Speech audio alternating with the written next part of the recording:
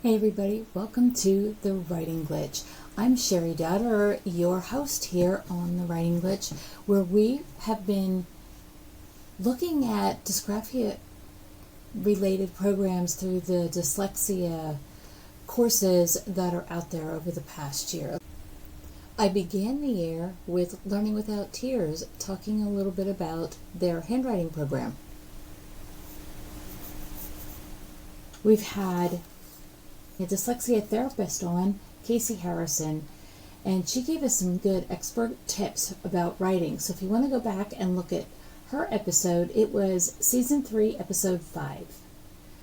Then Nessie came on, and we did 2 episodes with them. One was an interview with the founder's son, and then I did a product review of their software that they have available. And that was episode 6 of this season.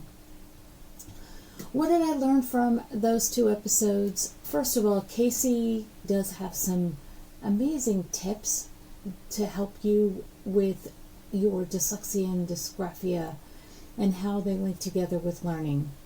Nessie has a great software to help kids learn about letter and word formation. Then Kirk Lundy was on episode 10, and he shared some insights into how respiratory conditions influence the classroom. Kelli Fetter came on to episode 12, and she talked a little bit about her tutoring program and how handwriting does truly shape a kid's achievement availability. Beth Moskowitz came on in episode 13, talking a little bit about the Size Matters handwriting program and how it came to be. And we did a product review of one of her programs as well.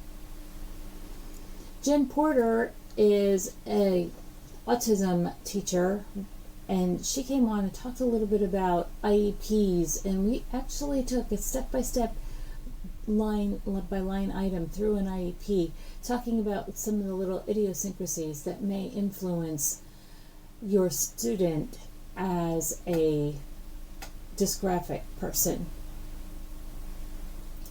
Then we had Lindsay come on, and she talked about Ehlers-Danlos syndrome and how it affected her life and some of the research that's happening right now. She was in episode 11. Roly came on and talked a little bit about their program. What I love about their program is it's free for parents or teachers of anyone who has kids in that preschool era, and you'll get a series of emails that link to the program. It is fantastic. Rachel Specter came on and talked a little bit about how to get a program research-based and what are some of the tools that you need to do to get a program approved. So if you have a program that you've been working on, check out Rachel's episode this year.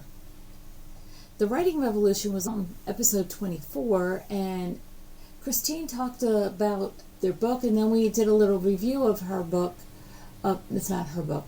We did a review of the Writing Revolution book and what is new for 2024. I must say that was probably the most comprehensive program I saw in explaining sentence structure and paragraph structure ever. It was amazing. Crafting Minds has an adorable little program with these 2 dueling guys who are talking about improving reading and early writing skills. Then we had Marian come on, and Marian Walman, and she was talking about how she has created a nonprofit for getting support into the library system about dyslexia, and wants to also include information for them on dysgraphia as well. And then we concluded the year with our 100th episode of the Gao School, and that was created by a gentleman by the name of Gao. And back in the early 1900s and where it is today, and we had their current head of school on, Mr. Munro, talking a lot about what is happening with the school today. Then we had this series where Theresa Rodriguez, one of my students, came on and was talking about handwriting, brain-body disconnect, and she did a book study going through it, and we took excerpts from her book study and put it up on the podcast. So, what a year in review. I didn't realize that we hit 100 episodes until I got a notification from my podcast platform. I was like, wow, 100 episodes already? It just seems like I started this podcast. So what have I learned by doing a podcast? You can shortchange yourself by not going through and making sure all the details are in place. I've done this podcast for the last 3 seasons virtually out of my own pocket, and either this podcast has to change next school year or it won't be happening anymore. So right now I'm trying to decide what I'm going to do with the podcast moving forward. I think I have an idea of where to go with it, but if you have anything that you'd like me to talk about on the podcast, now is your time to send me a message and let me know what it is that you are missing from the Writing Glitch podcast. And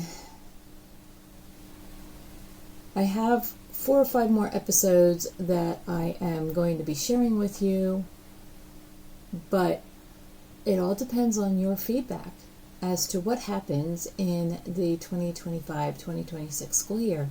So I look forward to continuing this podcast, but at this point, I have to make a financial decision as to, do I keep doing it, or is it met its end here at the 101th episode and the next few that are coming up.